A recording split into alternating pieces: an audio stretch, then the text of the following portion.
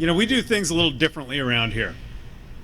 You've heard it on TV commercials, a lot of folks say it, but when you really think about it, buses and light rail sharing the same transit tunnel is a little bit unusual. In fact, it is completely unique, so strange that it's not done anywhere else.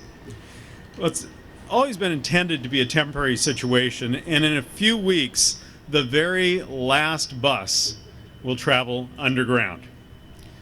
Now, for you transit junkies, and I see some of you here in the crowd, the actual last bus going through the downtown Seattle Transit Tunnel will be the Route 41 northbound at 12:30 a.m. on March 23rd.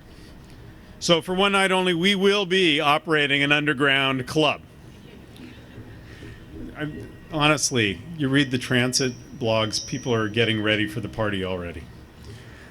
The 42 metro routes now in the tunnel will make their way along 3rd Avenue and on the new transit pathways on 5th and 6th Avenues created by the City of Seattle. And I want to thank our strong partners at the City of Seattle for making this work.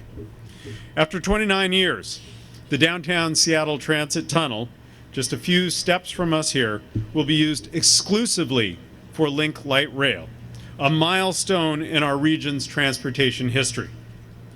To speed things up along our streets, we will offer all-door boardings on all Metro buses all day on 3rd Avenue. 3rd Avenue in downtown Seattle, the busiest transit corridor in the country. We've already installed fare readers on 21 of the corridor's 31 bus stops along 3rd Avenue, and the final 10 will be in place by the end of this year.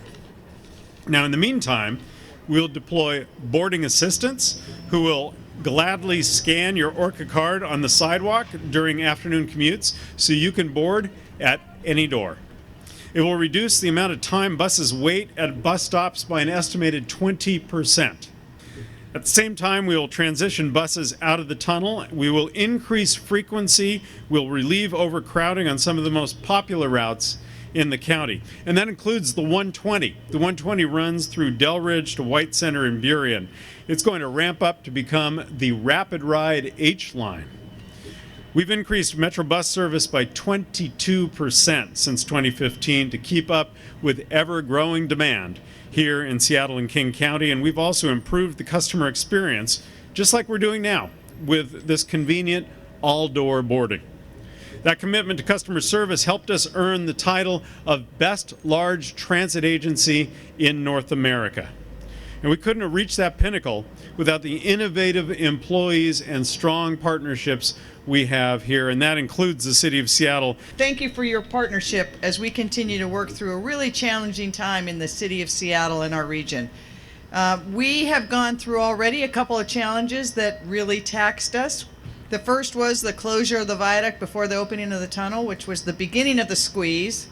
And we responded. The people of this region responded. We tried to make sure that more transit was available, whether it was more bus lines or water taxis or transit service going and circulating around neighborhoods. People stepped up. Our transit increased, our bike riding and pedestrian increased, people worked from home, and the squeeze was bearable. And we went from the squeeze to the freeze. And again, our region was challenged, and again, we were great partners with Metro and King County to make sure that we could get people moving as they needed to around this region. We did it all because we knew we were headed to an extended period of time. It is an exciting moment that we are getting the buses out of the tunnel, and that tunnel is going to be strictly for our rail transit. But it's going to create new challenges in and around Seattle and the region. As more buses come onto the city streets, we have to do everything we can to speed up those buses so people can get to and from there where they need to get.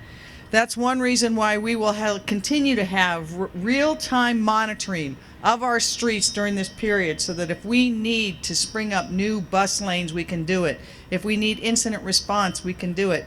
We will have new dedicated bus lanes. If you haven't seen them, on 6th Avenue, they're there. But one of the critical things you're going to see today to speed it up is two-door boarding.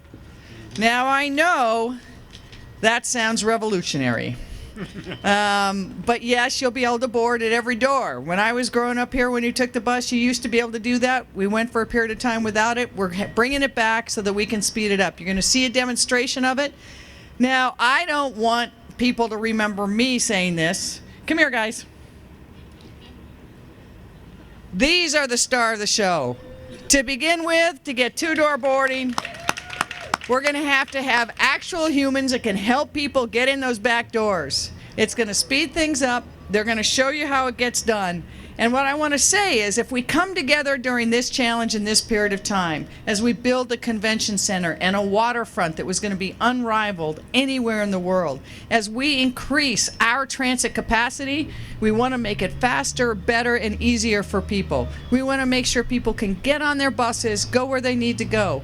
We want to make it safer for pedestrians and bicyclists throughout the city. And our partners at Metro and the county have been there from the beginning. We want to thank them for all they're doing. You know, having the tunnel be dedicated to light rail is going to reduce the delays in the tunnel. It's ultimately going to allow us to have more capacity through that tunnel for light rail. And then the all-door boarding on the surface is going to speed up service. And when you speed up service, you're increasing the number of seats available. The fewer seconds the bus has to sit at the bus stop, the more passengers we're able to move more quickly. 3, 2, 1, all aboard!